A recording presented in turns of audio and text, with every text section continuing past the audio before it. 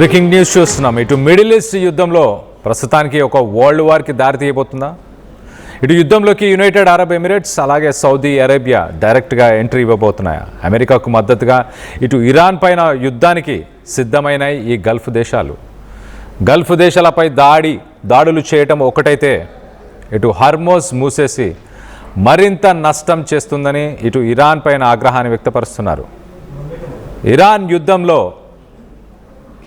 ఇటు మొదటి Persian Gulf దేశం యునైటెడ్ అరబ్ ఎమిరేట్స్, ఇటు హర్మోజ్ తెరిచేందుకు ఇటు అమెరికాతో ఇటు యునైటెడ్ అరబ్ ఎమిరేట్స్ అలాగే సౌదీ అరేబియా రెండు చేతులు కలుపుతున్నాయి. ఇటు హర్మోజ్ జలసంధిలో ఉన్న అబూ మూసా అనే ఒక ఐలాండ్ని స్వాధీనం చేసుకుంటే ఇటు ఇరాన్ పైన పట్టు సాధించవచ్చు అంటూ ఇటు యునైటెడ్ అరబ్ ఎమిరేట్స్ అమెరికాని రెచ్చగొడుతుంది. ఇటు ఇరాన్పై దాడుల కోసం ప్రపంచ దేశాలతో ఇటు యునైటెడ్ అరబ్ ఎమిరేట్స్ ప్రస్తుతానికి రహస్య చర్చలకు దిగినట్టు తెలుస్తుంది. ఐక్యరాజ్య సమితి భద్రతా మండలి తీర్మానం కోసం ఇటు యునైటెడ్ అరబ్ ఎమిరేట్స్ ప్రయత్నాలు చేస్తున్నట్టు తెలుస్తుంది. దీనికి సంబంధించి మరింత డీటెయిల్గా మాట్లాడుకుందాం. ఒక్కసారిగా ఇటు యునైటెడ్ అరబ్ ఎమిరేట్స్ వాళ్ళ స్ట్రాటజీని షిఫ్ట్ చేశాయి ఈ యుద్ధంలో. గతంలో మనం చూస్తే యునైటెడ్ అరబ్ ఎమిరేట్స్కి సంబంధించిన ఎయిర్ బేసెస్ని అమెరికా వాడొద్దు అంటూ గతంలో ఒక డెసిషన్ని తీసుకుంది. అమెరికాకి తమ ఎయిర్ బేసెస్ వాడకుండా ఉండాలి అంటూ చెప్పుకొచ్చే ప్రయత్నం చేసింది. అలాగే ఈ ప్రస్తుతానికి ఎకనామిక్ డ్యామేజ్ ఇటు యునైటెడ్ అరబ్ ఎమిరేట్స్కి స్ట్రెయిట్ ఆఫ్ హార్మోజ్ వల్ల ఏదైతే ఒక ఎకనామిక్ డ్యామేజ్ అవుతుందో ఆ డ్యామేజ్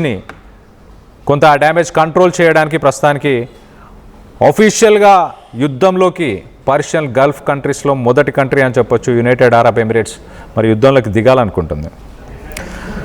ఒకసారి మనం చూస్తే కనుక ఇటు సౌదీ అరేబియా గతంలో అమెరికాకి ఇటు ఎయిర్ బేసెస్ని మిలిటరీ యూస్ కోసం ఇరాన్పై దాడులు చేయడానికి వాళ్ళ ఎయిర్ బేసెస్ని యూజ్ చేయకూడదంటూ ఇటు వాషింగ్టన్ రిపోర్ట్స్లో చాలా క్లియర్గా సౌదీ అరేబియా ప్రస్తుతానికి యుఎస్ ఎయిర్ ఫోర్సెస్ని కూడా అలౌ చేస్తున్నట్టు తెలుస్తుంది. ఎయిర్ బేసెస్ నుంచి డైరెక్ట్గా ఇరాన్ని అటాక్ చేయడానికి United Arab Emirates secret discussions చేస్తుంది ఇటు గ్లోబల్ పవర్స్తో.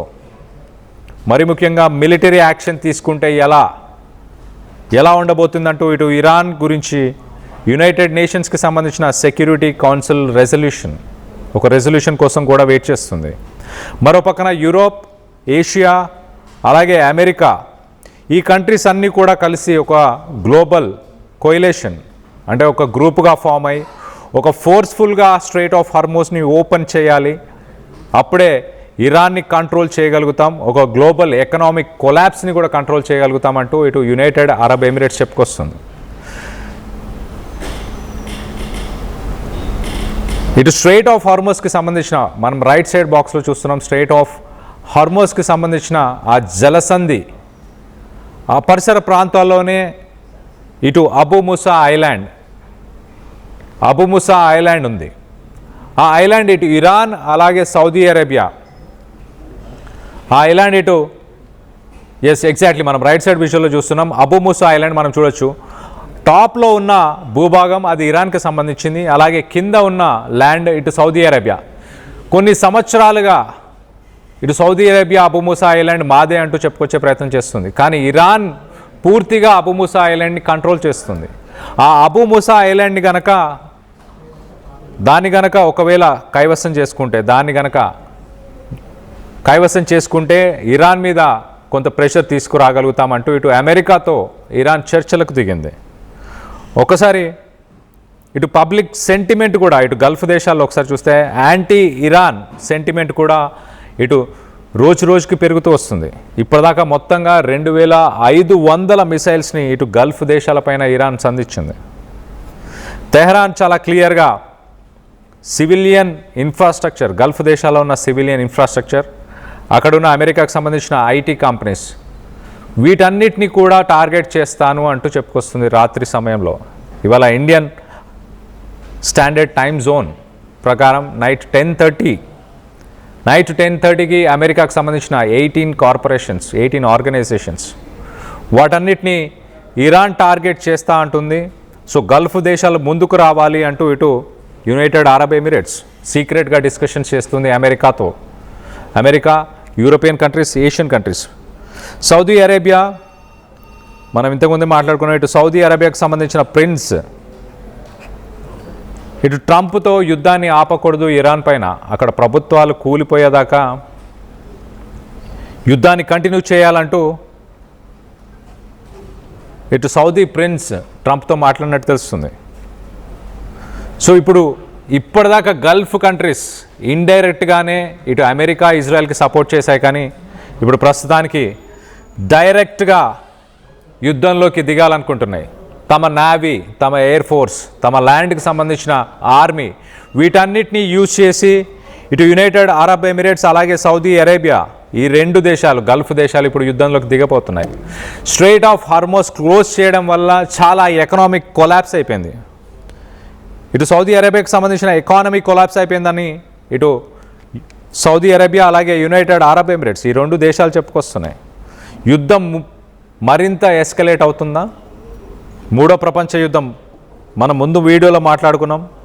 మూడో ప్రపంచ యుద్ధానికి ఇటు ఇరాన్ తీసుకునే డెసిషన్స్, ట్రంప్ తీసుకునే డెసిషన్స్ ఎస్కలేట్ అయ్యే ఛాన్సెస్ చాలా క్లియర్గా కనిపిస్తున్నాయి. ఒక పక్కన యుక్రెయిన్ రష్యా వార్ కంటిన్యూ అవుతూనే ఉంది, ఇంకో పక్కన చైనా అండ్ థైవాన్ తన భూభాగంలో ఉందంటూ ఇటు చైనా చెప్పుకొచ్చే ప్రయత్నం చేస్తుంది. సో చైనా ఏ క్షణమైనా తైవాన్ని అటాక్ చేసే అవకాశం ఉంది. తైవాన్ని ప్రొటెక్ట్ చేస్తూ అమెరికాకు సంబంధించిన నేవీ షిప్స్, సబ్మెరీన్స్ తైవాన్ పరిసర ప్రాంతాల్లో ఉన్న అవన్నీ కూడా ప్రస్తుతానికి మిడిల్ ఈస్ట్, ఇటు గల్ఫ్ ఆఫ్ ఒమాన్ పరిసర ప్రాంతాల్లోనే ఉన్నాయి. సో తైవాన్ని కాపాడడానికి అమెరికాకు సంబంధించిన సబ్మెరీన్స్, నేవీ షిప్స్ కూడా అక్కడ లేవు. సో ఇటు చైనా ఏ క్షణమైన తైవాన్ మీద అటాక్ చేసే అవకాశం ఉంది. ఇటు యూరోపియన్ కంట్రీస్లో మనం చూస్తే యుక్రెయిన్, రష్యా ఆల్రెడీ వార్ నడుస్తున్నాయి. ఇటు నాటో కంట్రీస్ కూడా మరి ఎవరి సైడ్ తీసుకోబోతున్నాయి. ప్రస్తుతానికైతే నాటో కంట్రీస్ కొంత డిస్టెన్స్ మెయింటైన్ చేస్తున్నాయి, కానీ ఏ క్షణమైనా నాటోకు సంబంధించిన కంట్రీస్ని ఇరాన్ అటాక్ చేస్తే మూడో ప్రపంచ యుద్ధం మొదలైనట్టే. దీనికి సంబంధించి మీరేమనుకుంటున్నారు? ఇటు గల్ఫ్ కంట్రీస్ కనుక డైరెక్ట్గా వార్లోకి ఇన్వాల్వ్ అవుతే దానివల్ల జరిగే నష్టం ఎలా ఉండబోతుంది? గల్ఫ్ కంట్రీస్ ఒక బ్రాండ్ని, ఒక ఇమేజ్ని ఇన్ని సంవత్సరాలు క్యారీ చేస్తూ వచ్చాయి, ఒక సేఫ్ అండ్ సెక్యూర్డ్ లొకేషన్ అంటూ. ఆ సేఫ్ అండ్ సెక్యూర్డ్ లొకేషన్ అన్న ఆ బ్రాండ్ ఇమేజ్ కాస్త గల్ఫ్ కంట్రీస్కి లేకుండా పోతే ఫ్యూచర్లో అక్కడ ఇన్వెస్ట్మెంట్స్ కావచ్చు, ట్రేడ్ కావచ్చు, బిజినెస్, ఇవన్నీ కూడా కొలాప్స్ అవ్వబోతున్నాయి. వాటన్నిటిని నిజంగానే గల్ఫ్ కంట్రీస్, మరి ముఖ్యంగా United Arab Emirates, Saudi Arabia risk చేయబోతున్నాయా? దీనికి సంబంధించి ప్రస్తుతానికి సీక్రెట్ డిస్కషన్స్ జరుగుతున్నాయంటూ సమాచారం వస్తుంది, కానీ నిజంగానే గల్ఫ్ కంట్రీస్ అంత రిస్క్ తీసుకోబోతున్నాయా? వాళ్ళ ఆయిల్ రిఫైనరీస్ని, మరో పక్కన ఇరాన్ నుంచి గల్ఫ్ కంట్రీస్ అన్నీ కూడా విత్ ఇన్ రీచ్, ఇరాన్కి సంబంధించిన షార్టెస్ట్ డిస్టెన్స్ మిసైల్స్ కూడా గల్ఫ్ కంట్రీస్ని చాలా సునాయాసంగా అవలీలగా అటాక్ చేయగలిగే రేంజ్లోనే, రేడియస్లోనే ఉన్నాయి.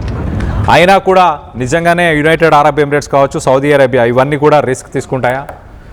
ఇరాన్ దగ్గర ప్రస్తుతానికి యూజ్ చేసిన మిసైల్స్లో ఓన్లీ 5% మేము యూజ్ చేసాం, ఇంకా హైపోసోనిక్ మిసైల్స్, ఇంకా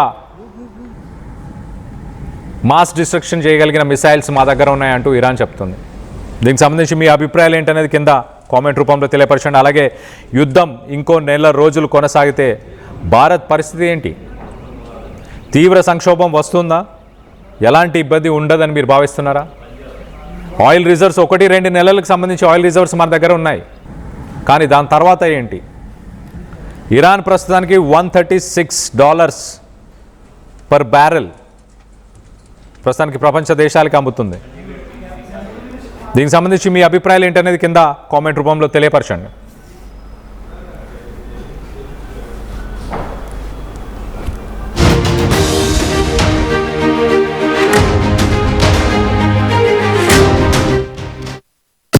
Enriching the learning experience with the leaders and resources of the world. KL Global Business School.